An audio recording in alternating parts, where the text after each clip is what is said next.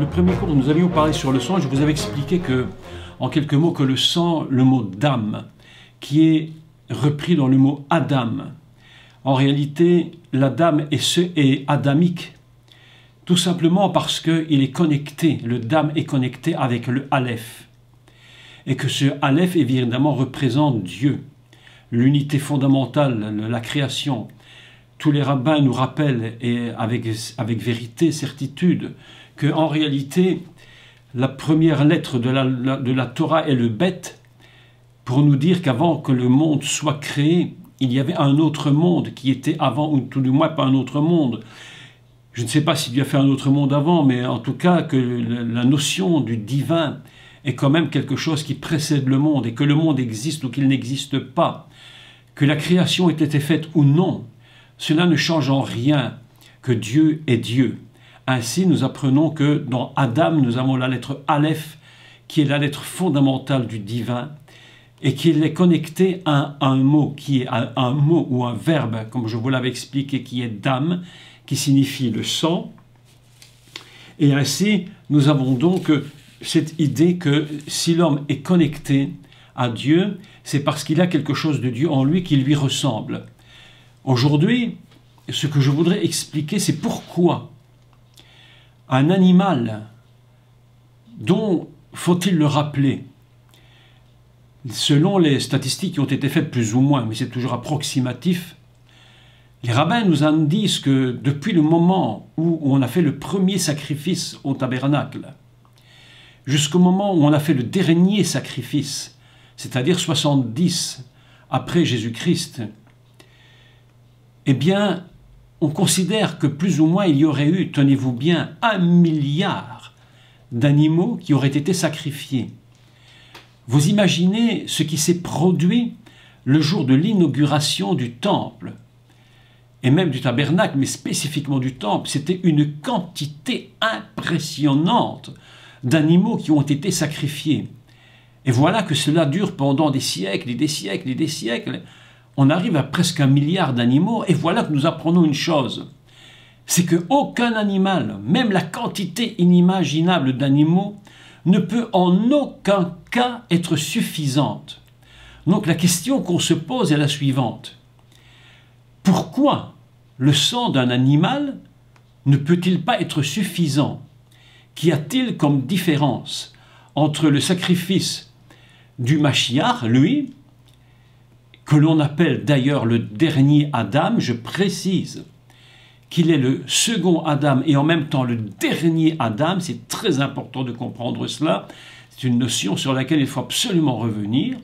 Et comment se fait-il que le sang de millions et de centaines de millions d'animaux ne peut pas atteindre le sang du Messie? La première chose que nous pouvons dire concernant un animal, et pourquoi cet animal ne peut pas suffire, alors que lui-même, évidemment, possède du sang. Sans regarder chimiquement à ce que représente la différence entre un animal et un humain, le mot sang est toujours sang, d'âme. Quelle différence y a-t-il entre l'animal et Adam? Comment se fait-il que l'animal ne peut pas être adamique puisqu'il possède du sang? Eh bien, tout simplement parce qu'il n'est pas connecté à l'Aleph. Voilà une chose qui est très, très, très, très importante. Il n'est pas connecté à l'Aleph. C'est cette différence fondamentale qui fait qu'un animal ne peut jamais être suffisant. Il sera provisoire, il sera donc temporel parce que, justement, même s'il a quelque chose qui vient de Dieu et qu'il est une créature divine, il n'est pas connecté à l'Aleph, c'est-à-dire à la première lettre du mot Adam, ainsi donc, il n'est pas adamique. Et s'il n'est pas adamique, automatiquement, il est impossible que le sang d'un animal puisse être suffisant. Pour qu'il soit adamique, il faut connecter à l'Aleph. Ainsi, le Mashiach lui-même, la Bible nous enseigne très clairement qu'il est venu dans un corps donc de chair, comme un homme, un humain. C'est cela que nous enseigne l'épître aux Hébreux, d'ailleurs une épître sur laquelle je crois j'ai fait, je ne sais pas, une trentaine d'heures de cours, quelque chose comme ça, où j'explique le pourquoi. Il est venu en tant qu'homme. Il est venu en tant qu'homme pour une première raison, parce qu'il devait être adamique. Ainsi, on va donc faire des sacrifices d'animaux, mais ils ne seront que provisoires, ils ne seront que temporels, et ils vont servir à couvrir dans le tabernacle. Il y a un verset très important concernant le sang des animaux. Il dit que, c'est dans l'Épître aux Hébreux, il dit que les images qui sont dans les cieux devaient être purifiées sur terre. Autrement dit, lorsque Moshe voit le tabernacle céleste, il est en train de voir véritablement le Messie, si vous voulez, mais il va amener ces images sur terre sous forme du tabernacle, et même ces images-là sur terre doivent être purifiées. C'est-à-dire que vous vous rendez compte que lorsque le grand sacrificateur, lorsque les sacrificateurs et le Kohen Gadol va faire l'inauguration du temple, du tabernacle, eh bien, il va devoir prendre du sang et purifier ce tabernacle sur terre. Mais ce tabernacle, même sur terre, et même le temple, est provisoire. Il ne saurait être définitif pour la simple raison que ce qui occupe ce tabernacle, c'est du sang d'animaux. Ainsi, il y a quand même une connexion avec le céleste, mais qui ne peut pas être définitive. C'est toute la différence. D'ailleurs, vous remarquez que le Mashiach lui-même, Yeshua, lorsqu'il est sur terre, ne pratique jamais un sacrifice au temple. Lui qui est à la fois le sacrificateur et le sacrifice, ne peut en aucun cas aller au temple à Jérusalem pour faire des sacrifices, bien qu'il soit appelé dans la Torah, dans la Bible, le grand sacrificateur de tous les sacrificateurs, mais il ne peut pas s'y rendre parce qu'il ne peut pas, en aucun cas, je précise en aucun cas, présenter lui-même du sang animal. C'est impossible. Parce que ce sang animal ne présente que le temporel, le provisoire, alors que lui va présenter un sang qui est complètement éternel. Et le sang du Mashiach étant un sang adamique, et nous nous rappelons ce que j'ai dit dans le premier cours, que la notion du sang n'est pas une notion terrestre, mais c'est une notion céleste. Et que dans le céleste, la notion du sang, ce qu'il représente, c'est lui qui est définitivement ce qui va, si vous voulez, soutenir l'ensemble de toute la création. Quand on parle du sang, je crois, on a vraiment qu'une idée absolument limitée sur ce que représente le sang. Vous savez, aujourd'hui, on fait des transfusions, on fait beaucoup de choses avec le sang, on va transfuser d'un corps à un autre, n'est-ce pas, pour sauver des vies, tout ça. Mais la Bible nous enseigne d'ailleurs de ne même pas manger le sang, parce que c'est la vie. Il y a donc tout un enseignement sur ce contexte. Mais aujourd'hui, ce qui m'intéresse fondamentalement, c'est de savoir que le sang du Mashiach est un sang éternel et que lui, en aucun cas, ne peut présenter du sang animal. Il est donc exclu, je dirais, du sacerdoce terrestre pour se consacrer au sacerdoce céleste. Et la Bible nous enseigne que lorsqu'il va rentrer dans le tabernacle céleste, éternel et divin, il va présenter deux choses. Alors, il va présenter deux choses qui sont une qui n'est pas dite telle que le sang. Il va présenter la première qui est son propre corps, parce qu'il rentre dans un corps glorifié. Et ce qui est absolument fantastique, c'est que la Bible nous dit qu'il présente son sang. Il va représenter un sang qui, lui, est un sang qui n'a pas été touché parce qu'il n'a pas commis de péché. Quelle différence y a-t-il maintenant entre le sang d'un adamique et le sang d'un animal? Alors, c'est qu'un animal, lui, en tant qu'être vivant, n'a aucune conscience du péché. Il n'a pas été touché directement par le serpent dans le Gan Eden, c'est l'Adam qui était touché par le serpent. L'animal, lui, n'est pas concerné par la faute fondamentale. D'un autre côté, à cause de cela, n'étant pas tenté, il ne sait pas, il n'a aucune conscience du mal, il n'a aucune conscience de ce qu'il fait.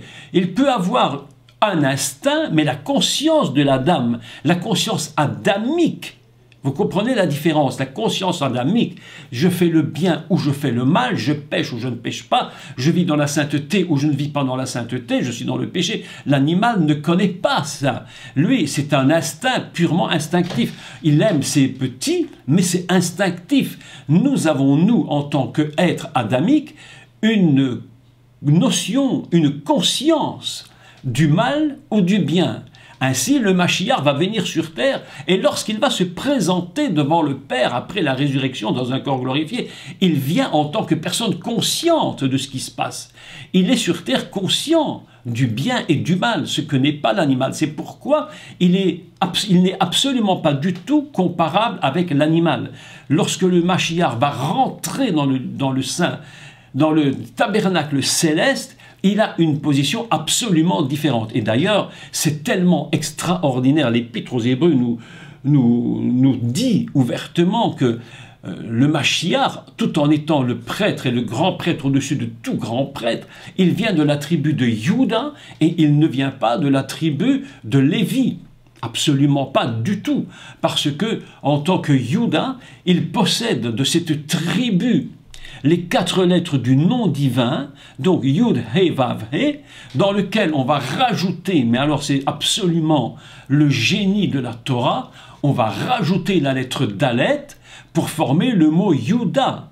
Ainsi, nous avons une idée absolument fantastique que le Mashiach ne pouvait pas être un Lévi, mais uniquement de la tribu de Juda, parce qu'il est celui qui est la porte, qui va ouvrir le chemin vers celui qui est l'éternité, qui est celui qui est le maître de l'éternité.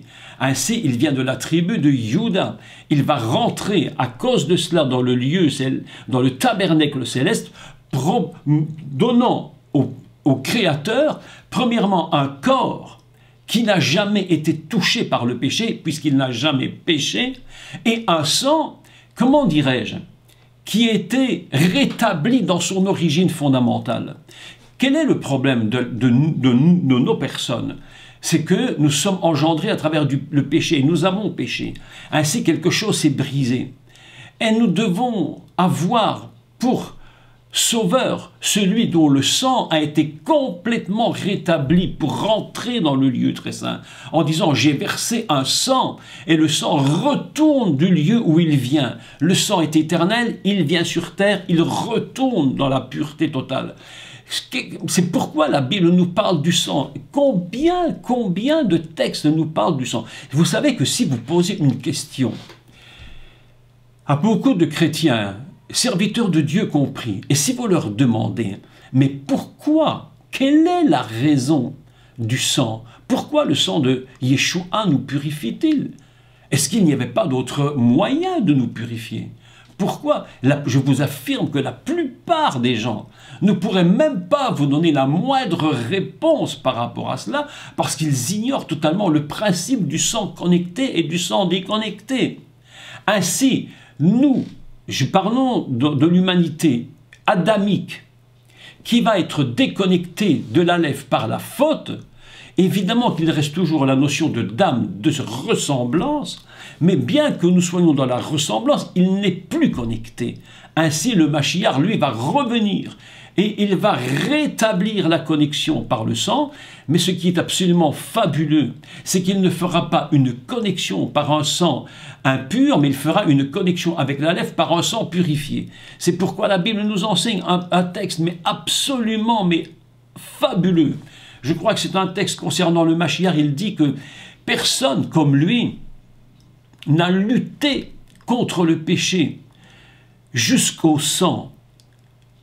Vous savez, il aurait pu lutter, le Mashiach. Il aurait pu lutter, vraiment lutter contre le péché. Certains d'entre nous nous rendons même compte, moi compris d'ailleurs, combien il est difficile parfois de lutter contre le péché.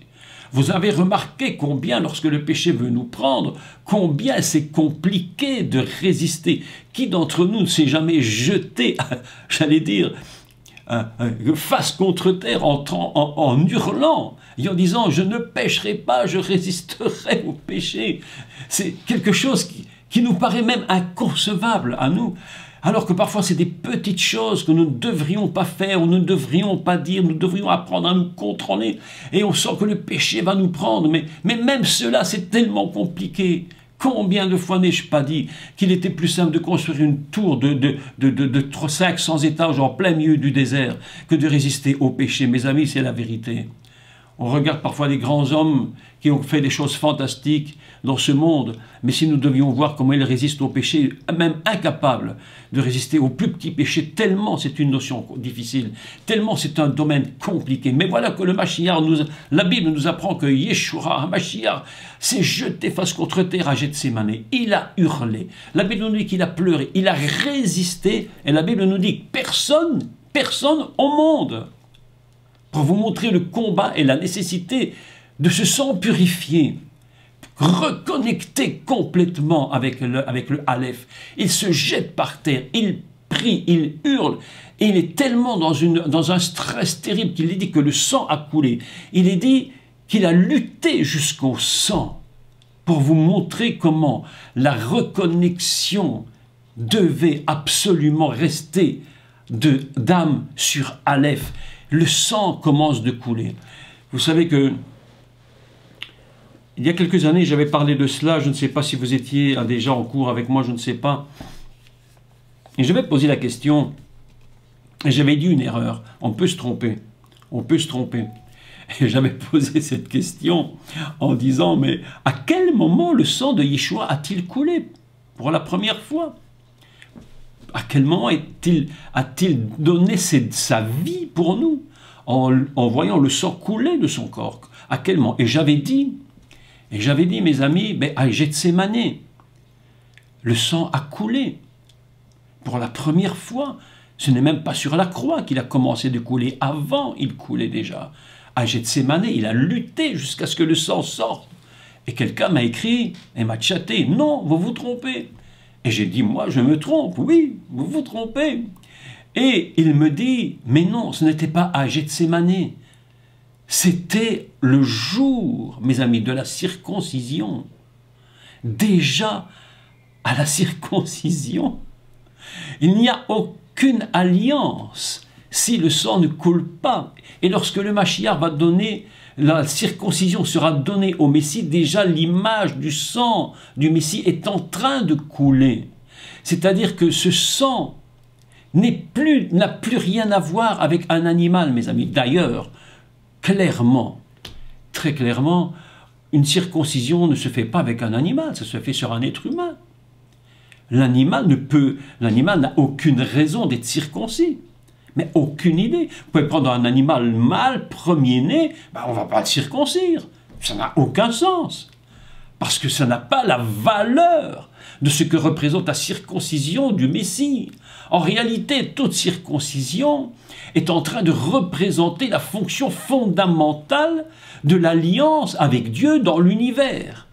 Ce n'est pas seulement je suis connecté avec Dieu, c'est dépasse de loin tout cela. Mais vous imaginez que lorsque le Mashiach va donner son sang, il devient lui-même. Et c'est là le secret d'Israël, le Mashiach devient lui-même la circoncision du peuple.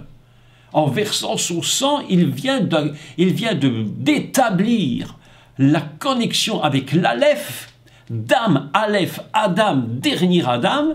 Il vient de devenir la circoncision du peuple d'Israël, mes amis.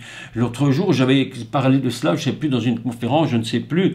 Et puis quelqu'un n'était pas du tout d'accord avec moi. Il dit, mais comment Israël n'a pas besoin d'être circoncis si il a besoin de l'être par le sang messianique? Pour vous montrer le niveau d'Israël. Israël, mon fils premier-né, puisqu'il est premier-né, il ne peut en aucun cas ne pas être circoncis. Donc comment circoncire un peuple? Si ce peuple s'appelle fils, il faudra bien que quelque chose se produise, qu'il y ait un retranchement pour que le sang coule et que l'alliance soit établie par le sang parfait. Qui est la circoncision d'Israël avant d'être la nôtre? Mais c'est le Mashiach. Vous comprenez cela? C'est tellement important. Ainsi donc, faisons des comparaisons maintenant. Simple comparaison. entre le tabernacle terrestre et le tabernacle céleste. J'ai fait cela ici sur ma page en 2 colonnes pour essayer de ne pas oublier des choses. Maintenant, ce que je dis, évidemment, n'est pas limité à ce que je dis. Vous le savez tous parfaitement et je suis convaincu que vous allez tous réfléchir beaucoup sur cela. Différence entre le tabernacle terrestre et le tabernacle céleste.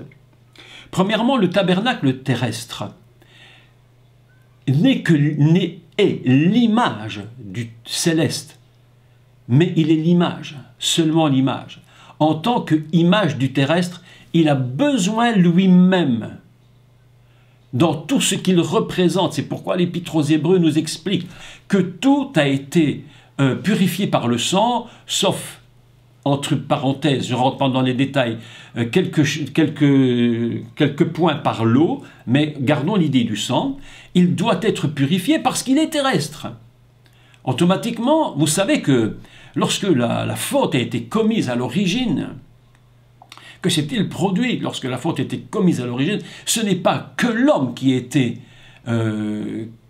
été touché, mais c'est l'univers entier qui a été touché. Ainsi, tout ce qui est sur cette terre sera touché et il faudra donc purifier. C'est pourquoi même le tabernacle, l'image du tabernacle, qui pourtant est d'une splendeur et d'une grandeur, mais absolument colossale, devra malgré tout être marqué par le sang. Ainsi, lorsque le sacrifice se fera, les sacrificateurs et le Kohen Gadol prendront du sang et ils aspergeront les objets, parce que l'objet lui-même a besoin d'être purifié par le sang. Vous imaginez que tout objet du tabernacle, tout objet du temple devra être purifié par le sang. Ainsi, la différence entre le tabernacle terrestre, c'est qu'il doit être purifié, alors que le céleste, il est lui dans la perfection. D'accord? Nous avons donc ces 2 images. La chose suivante, c'est que dans le tabernacle terrestre et dans le temple, seuls les sacrifices d'animaux sont autorisés. Vous avez remarqué que le Mashiach, Yeshua, n'a pas été sacrifié dans le temple, mais hors, et même hors de la ville. Mais dans le temple, seuls des sacrifices d'animaux sont autorisés. Parce qu'ici, on parle du sang, donc d'animal. Donc, seul dans le tabernacle, le sang des animaux est autorisé. Par contre, dans le tabernacle céleste, mes amis, et ça il faut le retenir à tout jamais, seul le sang du Mashiach est autorisé. C'est-à-dire le sang du fondement de l'univers est autorisé. Vous imaginez comment Dieu fonctionne et la grâce que Dieu fait lorsqu'il envoie son Fils sur cette terre dans une chair semblable à la nôtre. Quel risque inimaginable il prend de venir sur cette terre alors que le Mashiach va être tenté en toutes choses. Il risque. Ce que je dis ici est absolument terrible, mais d'une vérité tellement impensable. Dieu prend le risque immense d'envoyer son Fils. Je n'explique pas toute la notion Fils, j'en avais déjà parlé dans d'autres cours, mais sur terre, avec toutes les possibilités de tomber et de chuter aussi. Parce que, comme le serpent est venu dans le Gan Eden, le serpent va venir vers le Mashiach. Et où va-t-il venir? Dans le désert, il va le tenter pour le faire tomber. Et dans son ministère, il va essayer par tous les moyens de le faire tomber. Ainsi, le risque est immense. Mais le Mashiach ayant, j'allais dire, réussi, c'est mal dit, mais on va se comprendre, le test adamique, et terminant sur cette terre avec succès, il va être élevé au-dessus de tout nom et il est le seul à pouvoir retourner à l'origine avec un sang fondamental. C'est pourquoi dans le tabernacle terrestre, seuls les animaux, dans le tabernacle céleste, seul le Messie. Vous comprenez, cette chose est très très importante. Il faut toujours recommencer à zéro.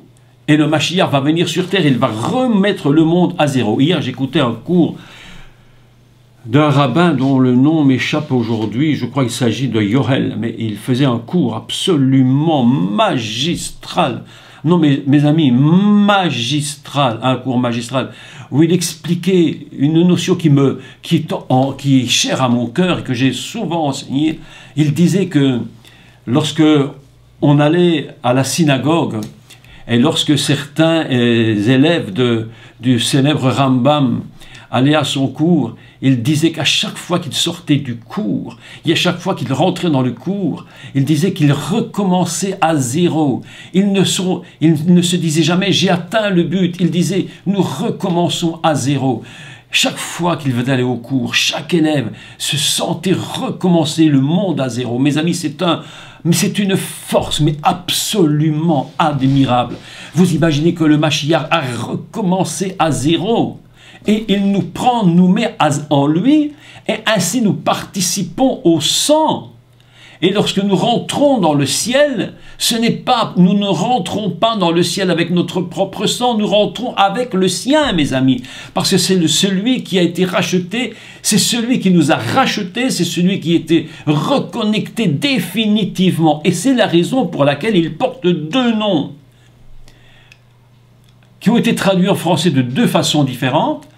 Mais si nous reprenons les traductions hébraïques, ce que je fais, parce que j'aime le lire en hébreu, et j'ai comparé les différentes traductions, lorsqu'on parle du premier Adam, puis Louis II va nous traduire du second homme, et puis du dernier Adam. Mais en réalité, lorsque nous lisons, nous constatons une chose, c'est qu'il s'agit à chaque fois de Adam. Et lorsqu'on parle du second homme, on devrait en réalité parler du deuxième Adam, du second Adam. Pourquoi? Parce qu'il est dans la notion de l'humain. Et c'est lui qui va, par sa force et par par ce combat immense, arriver à reprendre le deuxième Adam, celui qui était déconnecté, et de reconnecter. Et les paroles du Mashiach sont extraordinairement fortes lorsqu'il dit « Mon Père et moi, nous sommes un ». Lorsqu'il dit « Je ne fais que ce que je vois, je ne dis que ce que j'entends », que dit-il? Il dit « Je suis complètement connecté ». Mais comment peut-il être connecté? Par la notion d'âme Aleph. D'âme Aleph. Je suis ce que je suis, second homme, mais je me connecte complètement et j'empêche que le serpent vienne pour reproduire cette déconnexion. Mes amis, ce n'est pas par hasard. Quand Yeshua parle qu'il ne fait que ce qu'il voit et qu'il ne dit que ce qu'il entend du Père, mes amis, c'est une connexion absolument fabuleuse entre le Dam et le Aleph. C'est pas simplement j'entends, je dis, j'ai fait, je vois, mais mes amis, mais si c'était que ça, mes amis, mais il suffirait de dire la Bible et de dire tiens, je vois, je fais. Mais ça dépasse de loin ce que nous imaginons. Le Mashiach est en train de remettre en place à travers écoutez-moi, écoutez l'explication, elle est absolument fondamentale. Parce que beaucoup de chrétiens ne comprennent pas cela. Il est en train, en tant que second Adam, traduit par second homme, il a voulu faire la nuance, mais je vais dire second Adam, il est en train de replacer la connexion brisée, et c'est à ce moment-là que ça se passe, il la capte, il la garde définitivement, il la garde.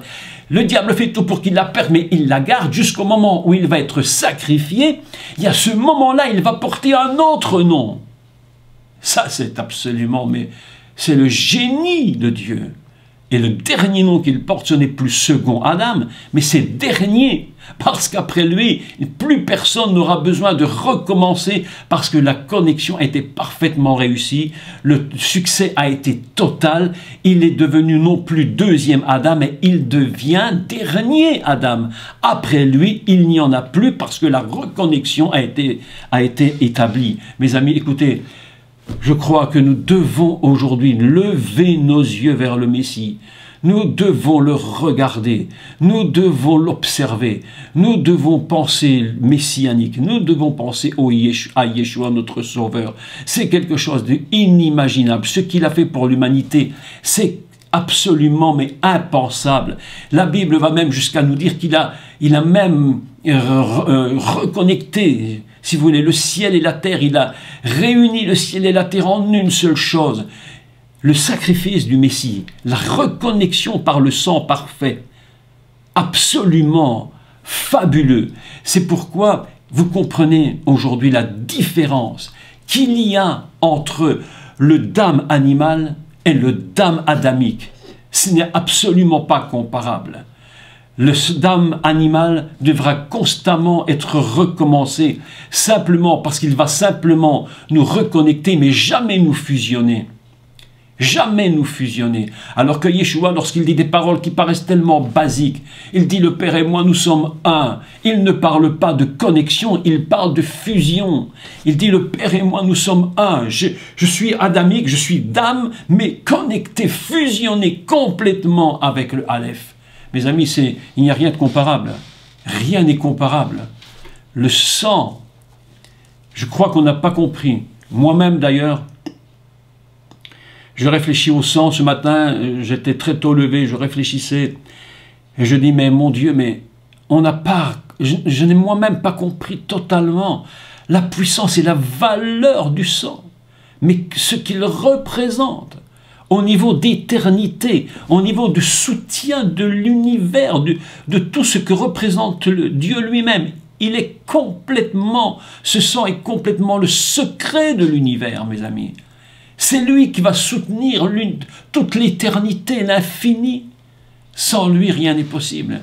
Vous imaginez que lorsque l'homme est créé, lorsque l'Adam est créé, et que Dieu lui donne le sang, est-ce que vous imaginez ce que Dieu nous a donné, mes amis? Est-ce que vous pouvez imaginer ce que Dieu nous a donné? Comment Dieu nous a conçus? Comment Dieu nous a fait totalement confiance. Il vous a donné la chose la plus inimaginable, la plus fabuleuse qui n'ait jamais existé. C'est ce sang-là, ce sang éternel. Vous imaginez maintenant le choc que le Créateur a ressenti au moment de la faute, lorsqu'il a vu que le sang était tout à coup touché. Mes amis, c'est la raison pour laquelle la Bible nous dit un texte que tout le monde connaît si bien, le texte le plus connu de toute la Bible, mais qui contient cette vérité adamique fondamentale, car Dieu a tant aimé le monde. Un jour, j'étais dans une réunion avec une dame, une Canadienne d'ailleurs, que peut-être vous connaissez, Anita Pierce, je cite son nom. Et elle parlait justement de ce verset, puisque c'est les versets, entre guillemets, leitmotiv pour évangéliser, car Dieu a tant aimé le monde qu'il a donné son Fils, etc.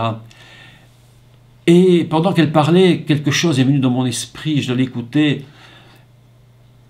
et un petit mot est venu dans mon esprit, et c'est le mot « tant aimé »,« tant ». Il n'est pas écrit que Dieu a aimé le monde, il a dit que Dieu a tant aimé. Il a tant aimé qu'il a fallu trouver la solution. Et la seule solution passait par le fondement de l'univers. C'était rétablir le fondement éternel. Et le fondement éternel ne se rétablit que par le sang. Car Dieu a tant aimé le monde. Lorsque l'apôtre Jean écrit, plutôt lorsque Yeshua dit « car Dieu a tant aimé le monde », qu'il a donné son Fils, vous imaginez que c'est lui qui parle. Vous imaginez comment il avait compris cette fusion, le retour au sang fondamental. On est trop basique, mes amis. Je crois que dans l'évangélisation, on est trop basique. On dit des choses et on ne les comprend pas vraiment. Ce matin, j'essaye, avec mes faibles moyens, avec tout simplement, de vous expliquer l'importance du Mashiach et du sang du Messie. Il fallait que le sang parfait, seulement celui-là, coule. Et pour qu'il le soit, il fallait qu'il y ait la notion deuxième Adam, qui grâce à la victoire impensable de ce deuxième Adam, devienne en conclusion le dernier Adam. Ainsi nous avons un sauveur parfait, qui nous a réconciliés par le sang, sang éternel, sang de la création de l'univers, sang dont nous ne comprendrons jamais réellement ce qu'il représente pour Dieu. C'est l'impossibilité. Ainsi, aujourd'hui, je voulais vous dire ces quelques mots. Il y aurait tant à dire encore, tant et tant et tant à dire. Mais aujourd'hui, je voulais simplement vous dire ces vérités qui me paraissent si fondamentales. Nous avons un Messie qui ne pouvait en aucun cas être de la tribu de Lévi. Il ne pouvait être que de la tribu de Juda. Il ne pouvait en aucun cas être de Lévi parce qu'il ne pouvait pas porter du sang animal. Il ne pouvait être que de Juda parce qu'il est le porteur et la porte qui rentre dans le sang de toute l'éternité et du fondement de l'humanité. Mes amis, voilà la réalité, une petite goutte d'un océan infini d'explications inimaginables concernant comment Dieu a conçu cette humanité et comment il a décidé de sauver cette humanité. Car Dieu a tant aimé le monde, mes amis, tant aimé le monde, qu'il a donné son Fils, afin que quiconque croit en lui, que vous croyez ce que j'ai dit ce matin. Ce que j'ai dit ce matin, c'est la véritable doctrine. Ce n'est pas des inventions d'un homme, c'est ce que la Bible nous enseigne. Mes amis, tout est codé dans la Torah, tout est codé, c'est d'une splendeur inimaginable. Si l'homme s'appelle Adam, c'est pas pour rien. Si le Mashiach s'appelle dernier Adam, ce n'est pas pour rien. C'est pourquoi lorsque nous enseignons sur lui, il faut que vous preniez, que je prenne et que nous prenions tous millions de précautions pour ne pas toucher injustement la personne du Mashiach. Yeshua ne peut pas être touché facilement. Nous ne pouvons pas toucher à sa personne et à son ministère sans prudence. Trop de gens ont été imprudents avec lui. On a parlé de lui sans savoir qui il était. Aujourd'hui, simplement j'essaye de vous communiquer ce qui est au fond de moi, le plus profond de mon être, concernant le secret du sang du Messie. Il y a tellement encore de choses à dire. Mais tout n'est pas révélé en une fois, et ça vous le savez. Et puisque tout n'est pas révélé en une fois, nous allons laisser évidemment l'Esprit de Dieu, ce qu'on appelle le souffle de la sainteté, nous révéler dans les temps qui viendront probablement beaucoup d'autres choses qui ne sont même pas venues à notre esprit. Je crois que vous-même, vous allez entendre la voix du Saint-Esprit vous parler et vous dire voilà quelque chose que je veux te dire concernant le sang et que probablement je ne vous aurais pas dit.